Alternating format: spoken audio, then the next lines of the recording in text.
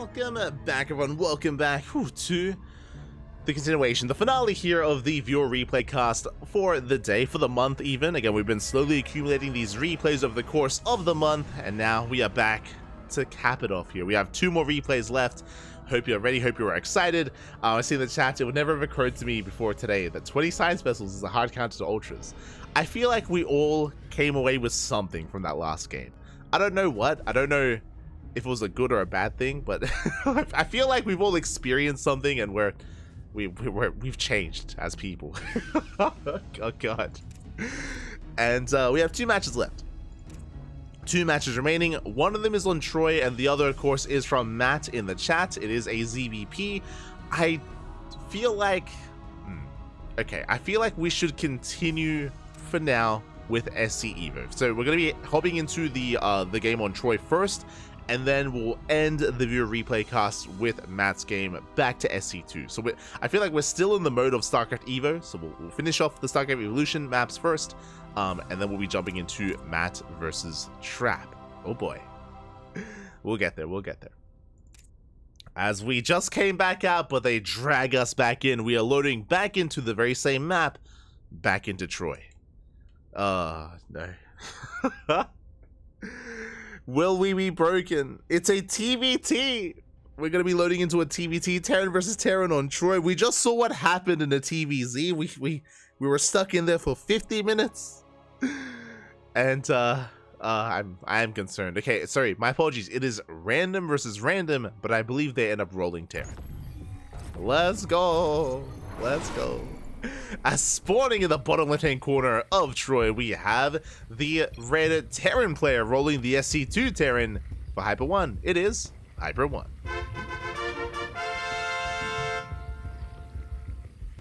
One of the 9 delights. Transcendence is what we've all experienced. Where have we transcended to? That is the question. As in the bottom right-hand corner, we have the Brood War Terran player, the blue Terran for HyperONE. It is Meven. Meven? I'll go with Meven. And here we go. Now, as a reminder, this is a 4-player spawn map, so neither player knows exactly where they are. On top of that, it is random versus random, so neither one knows where they are, who they are, or what they are. We know, though, they're animals. We know that much, at least. As HyperONE is going for an SCV scout towards the north. Meanwhile, Meven immediately scouting horizontally. And with this scout, Meven will be fully aware of what's going on, will confirm the race and location of his opponent. So better start here for our blue Terran player. Does confirm the CC first build. Meanwhile, HyperONE is still looking, still scouting. Checking top left into top right. So it'll be a much later scout here from the StarCraft 2 Terran player. You know, Meven back at home going double racks. Interesting. 2 racks opener here out of our Terran player. Followed by the CC. Bit of a later expansion. So we will have the slightly better economy for HyperONE. And we'll have access to additional units here from Meven.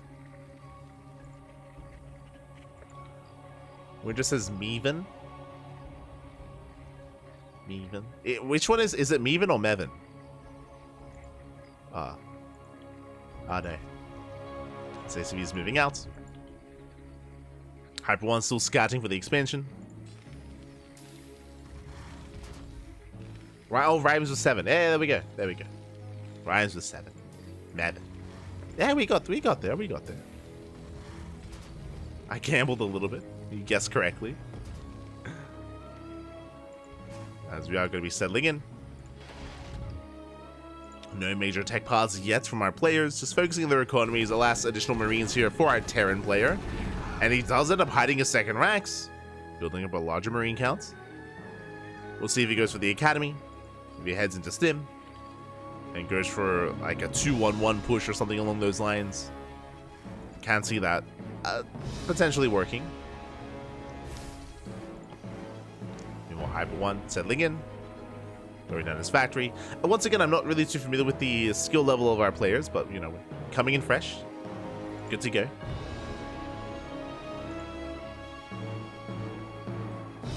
Still just waiting for our tech of choice. There we go. Factory has been thrown down. So a bit of a delayed academy. We're not rushing into stim. the factory first. And we have HyperONE, yeah, going for the third CC. Now, we saw this in the previous game from the Terran player as well. Specifically on this map, Terran players can rush into this island base quite quickly, but this is applicable to both players. I don't know how familiar Meven is with this map. I mean, HyperONE has been porting these maps over from Brood War, so I'm sure he's very well versed in them. Oh, as Meven is going double factory. Okay, double Rax Marine push into mech. That I was not expecting. Again, I was waiting for the Ghost for the Academy, but last never came. Marines are moving out. There's no bunker to defend. Oh, never mind. The bunker is about to finish just in time. So the bunker will complete, and Meven won't be able to break this location. It's going to be that much more difficult. Marines do file in. Yeah, we do hit a brick wall. Boys are being pulled. HyperONE does defend. He does repair. And he's fine. He is solid. We'll hold on to the natural. Getting ready for his third CC. Meven still has not yet to expand. Again, I do feel like we can take this third base quite quickly here, but that says yet to. Working towards tank production. Rushing to siege mode. Oh, no.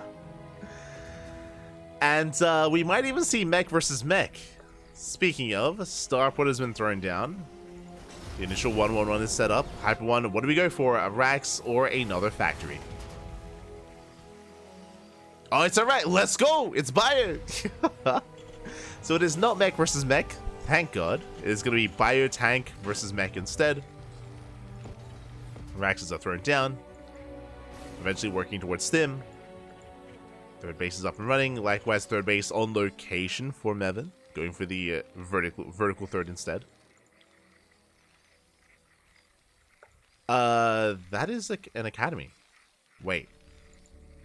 Never mind. So I assumed that we were just going to be doubling down on mech and going for like a third factory as well, but no, I mean, we are investing into mech upgrades, of course. There we go. Third factory is on the way. But the academy is an interesting choice.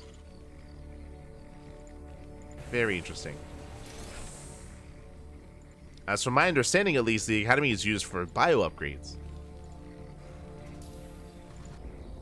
Rax floating over, trying to get some scouting information. We'll get eyes on the expansion. Loving the use of the Rax.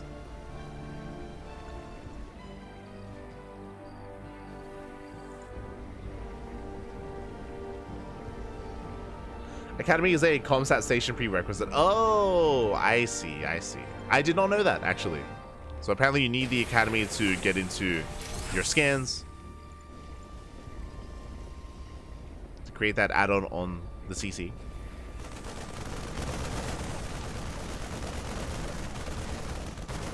Meanwhile, Meven, he does confirm. He does get eyes on all the Raxes. Stim being researched as well. He's fully aware of the bio. And is taking his third.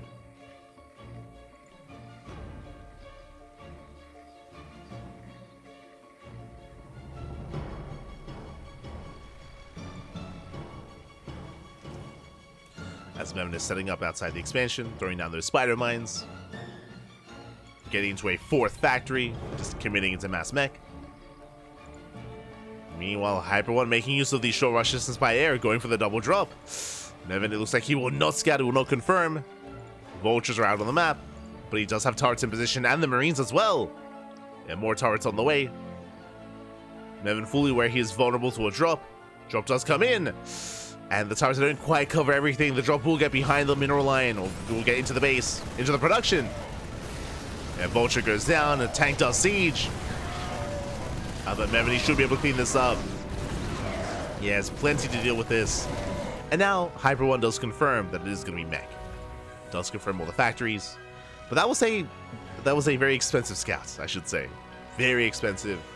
12 Marines, a tank, at least the medevacs do survive, limited anti-air. There's no Wraith, there's no Goliaths. So the medevacs do escape. And the scan reveals a third base saturation as well. HyperONE still has a better economy just because of the initial CC first and the faster third CC as well. Once he gets his workers in the mineral line, but he should have the better economy. They get in there eventually. Eventually. There, oh, no, not yet.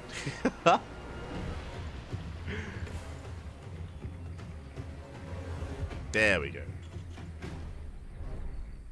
So HyperONE once again moving out to try and deny mining here at the third. It is quite exposed. Vulture's out of position.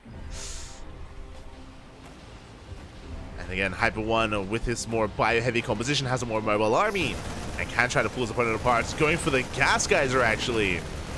Mentioned before that if you knock one of these down, it does kind of limit movement here between the bases.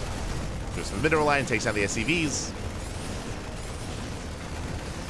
They can deny the expansion. As we mentioned, Vultures, they cannot go in. And knocking down that gas geyser won't help either. So Meven, he's completely locked out of his own third base. Ay, ay, ay. CC does fall, and Meven is going for a massive counterattack.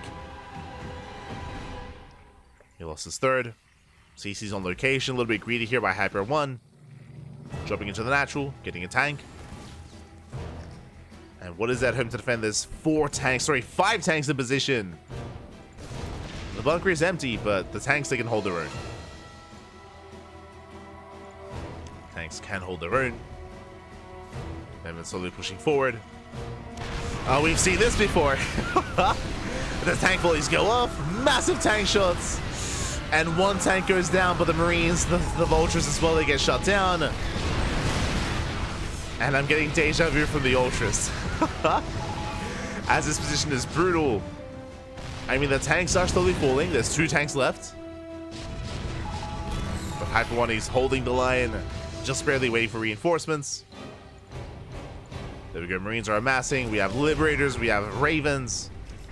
Disable was researched. And the Liberators, they can siege. Even Marines dropping on the tanks, forcing friendly fire.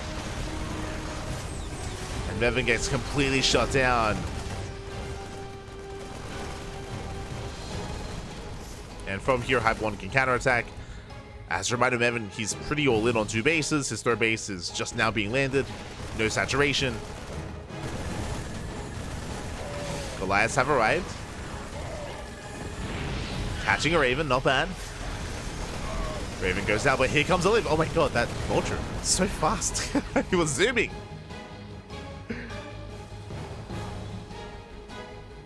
HyperONE, he holds his ground. He can keep pushing from here. Behind this, getting his 4 base saturated. Does Mule. And can even take a 5th, as he did double expand. Take another expansion.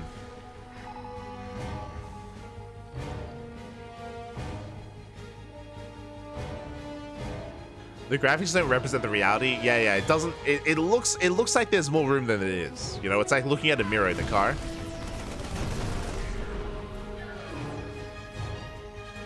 Is that units are closer than they seem. But basically, the only thing that can move through this is a worker. Only a worker can fit through, from my understanding. I say only worker. I think they're classified as tiny units or small units.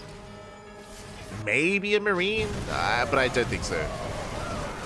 As HyperONE does push forward. Liberators popping up, disabling the tanks, but the Goliaths, they do get a surround. Not bad. Goliaths, they get behind the Liberators.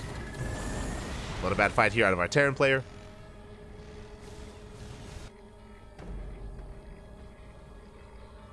Small ground units includes things like okay. Rax units, so Marines, medics, Hellbats. Defilers are small units. There you go.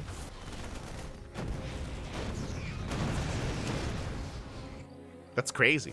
I mean, I guess it makes sense. Like, if you think about the Defiler as more of like a snake, like it's like it can like, you know, slither in.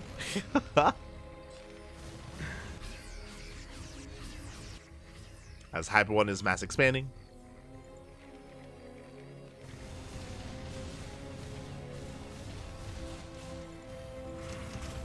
Oh Jesus! What a as HyperONE is just throwing down a wall of turrets. Interesting, considering that there's nothing really in the sky, but sure. Turrets have been thrown down. I mean, it is creating some awkward SimCity.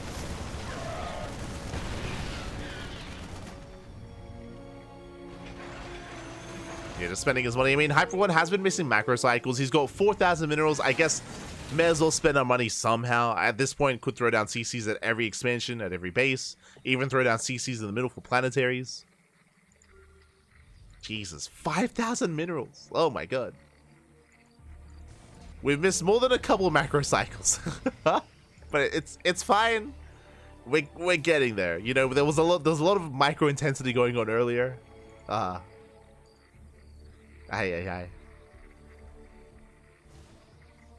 Infested Terrans can fit. Okay. That makes sense. If a Marine can fit, so can a infested Marine, right? Makes sense.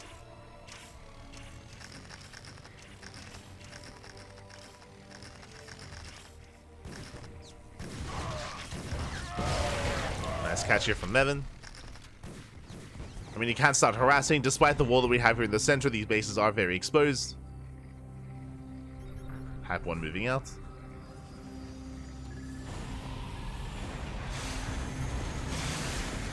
Ooh, and the Goliaths do get disabled. Aye. Some of them at least. Better fight for HyperONE.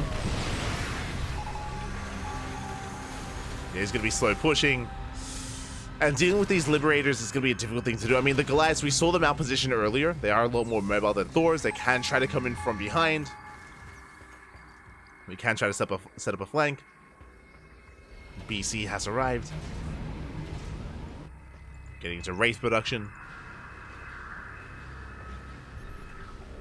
And both armies are maxing out. Meven setting up a potential surround. And he does come in. He does at least try to. Yeah, tank blow is going off. Vultures do fall. And we just run past the Liberation Zones. Boys are being pulled as well. But the Disables, they might just be too good here. Yeah, it's just a meek rhino. Meven loses everything here on the ground. Liberators on siege, they fight the BC. And they'll eventually bring it down as well. I say that HyperONE is bleeding out some units pushing up these ramps. Pushing into these tanks. It still does break through. It's not a pretty sight seeing the Liberators fight the BC, but they will get it. Up just a little bit further. The BC does finally fall. And from here, HyperONE can push towards these northern bases. Won't necessarily have access to the CC. Does have more Marines on the way. And can always just siege up his libs. True.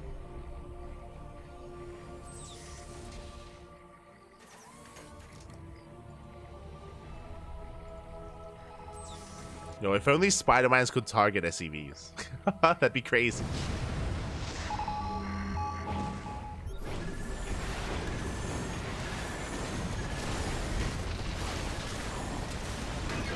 Now, again, there's still just no secure answer here for these Liberators. We have more starports on the way to get into more BC.